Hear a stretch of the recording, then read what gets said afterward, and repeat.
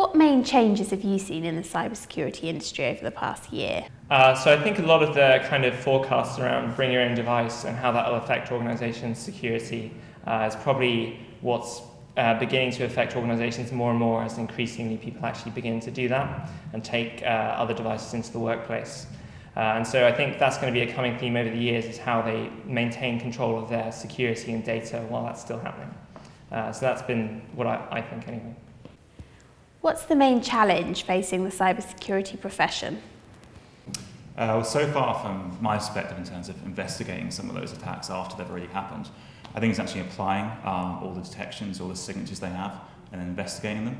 So it's not so much about just simply ticking on those boxes, it's actually how do you really know that you've been compromised, and then how do you actually try and remediate that. Why are threat actors writing malware with JavaScript? So actually attackers have been using JavaScript to write their malware fairly sparingly over the course of kind of like my career basically. But we hadn't really noticed quite so many of them doing it until recently. I think that's partly because JavaScript is not a language that necessarily works in a lot of automated solutions. So especially the kinds of JavaScript you write when you're writing a backdoor rather than JavaScript that runs in the browser. It's quite different, and so things like antivirus solutions, I suppose, probably weren't looking heuristically for those detections on disk. How does JavaScript-based malware bypass defense mechanisms? So something that's pretty common in a high-security environment is have something like application whitelisting. So you say just this application can run and this one, and anything that isn't on that list can't run.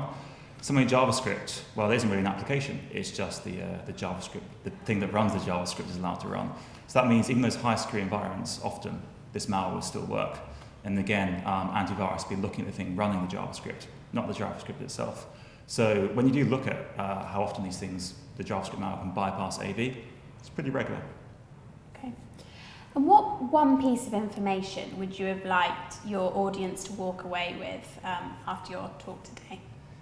I guess it's just to make sure that analysts aren't just looking for binary malware, which is kind of the most popular form, so Windows executables, and that they consider that when they're informing their detections across the enterprise, that they make sure that they can detect lots of different types of ways of executing malware.